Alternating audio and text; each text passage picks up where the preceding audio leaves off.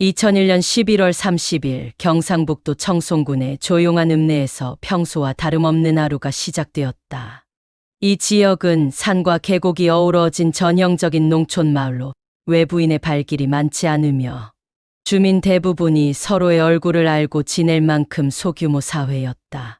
그러나 이날 이후 청송군의 일상은 깊은 충격과 불안 속으로 빠져들게 된다. 청송읍과 인접 지역 사이를 연결하는 청송교 아래에서 한 여성의 시신이 발견된 것이다. 피해자는 20대 중반의 여성으로 안동에 위치한 모 대학교에 재학 중인 대학생이었다. 평소 성실하고 조용한 성격으로 알려져 있었으며 친구들과의 인간관계나 학업에서도 별다른 문제를 보이지 않았던 인물이었다. 사건 당일 그녀는 친구를 만나러 간다고 집을 나섰고 이후 연락이 끊겼다. 실종 신고는 가족과 친구들의 불안 속에 접수되었고 하루 뒤 청송교 아래에서 싸늘한 시신으로 발견되었다. 시신은 다소 외진 지점에서 발견되었다. 청송교 하부의 콘크리트 구조물 인근 물기 어린 풀숲 사이에서 엎드린 채로 놓여 있었으며 머리에는 둔기로 강한 외상을 입은 흔적이 명확하게 남아 있었다. 상의는 거의 벗겨진 상태였고 하의는 어깨까지 말려 올라간 형태로 외부에서 옮겨져 온 듯한 흔적이 있었다. 손톱과 발톱 사이에서 흙이 발견되었고 사망 추정 시간은 실종된 당일 밤에서 다음날 새벽 사이로 분석되었다. 초기 수사에서는 납치나 성범죄 가능성이 제기되었다. 그러나 부검 결과 성폭행의 직접적 증거는 부족했으며 범인의 흔적 또한 거의 남아있지 않았다. 지문, DNA, 혈흔 등 결정적인 물적 증거는 없었다. 범인은 시신을 치우지도 은폐하려 하지도 않은 채 그대로 방치했고 범행 도구로 보이는 물체도 현장에서 발견되지 않았다. 청송이라는 지역적 특수성 또한 수사를 어렵게 만들었다. 이 지역은 외지인의 출입이 드물고 인근 마을 주민들 대부분이 서로의 생활을 어느 정도 공유하는 구조였다. 사건이 벌어진 장소는 밤이 되면 사실상 무인지대에 가까운 장소로 이를 사전에 파악하고 접근한 자일 가능성이 높다고 수사팀은 판단했다. 용의자로 지목된 사람들은 대부분 일시적으로 사건 장소에 머물렀던 외지인이거나 피해자와 관련 있는 인물들이었다. 대학 동기, 인근 식당 종업원, 사건 일주일 전 피해자와 논쟁을 벌였다는 한 남성 등이 조사 대상에 올랐으나 이들 중 범행에 직접 연결되는 증거를 확보하지 못했다.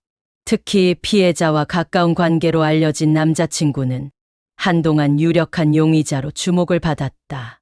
그는 사건 발생 하루 전 피해자와 통화한 사실이 있었고 알리바이 역시 완전히 명확하지 않았으나 결정적인 범행 증거가 발견되지 않아 수사선상에서 제외되었다.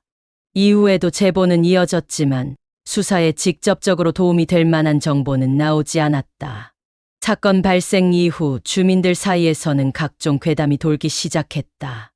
밤이 되면 청송교 근처에서 여자의 울음소리가 들린다는 이야기, 고양이처럼 어두운 곳에서 반짝이는 눈을 가진 형체를 봤다는 주장, 한밤중에 다리를 건너던 이가 이상한 기운을 느끼고 혼절했다는 소문 등 실제보다 더 많은 상상이 사람들 사이를 떠돌았다.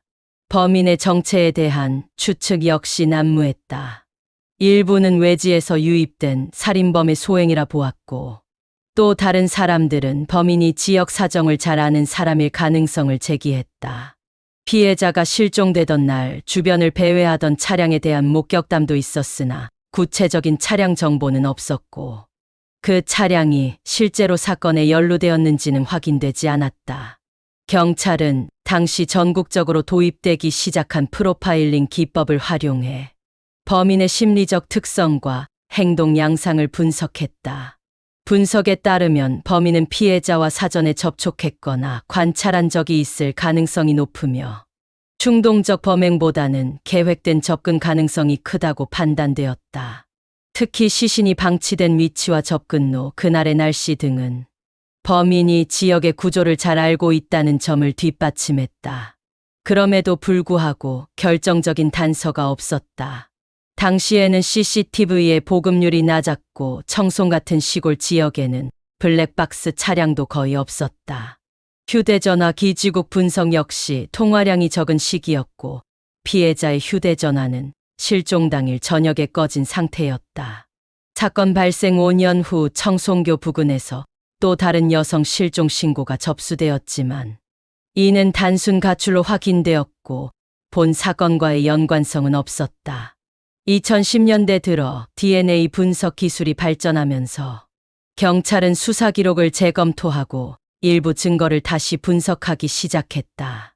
하지만 당시 확보된 증거물 대부분은 보존 상태가 불완전하거나 훼손되었고 새로운 분석 시도 역시 뚜렷한 성과를 내지 못했다. 2020년 화성 연쇄살인 사건의 범인이 밝혀지면서 전국적으로 장기 미제 사건에 대한 재수사 열기가 높아졌다.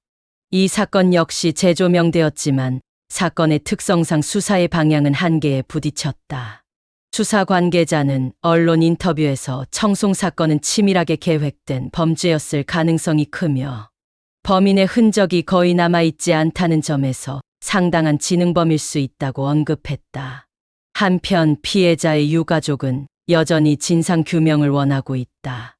한 인터뷰에서 피해자의 어머니는 아이가 그렇게 죽었는데 아무도 모른다고 한다면 세상에 정의가 어디 있느냐고 말하며 수사의 재개를 촉구했다. 이 사건은 한국 사회에서 잘 알려진 미제 사건은 아니지만 분명히 누군가의 삶을 송두리째 빼앗아간 범죄이며 아직도 책임져야 할 범인이 존재하는 사건이다.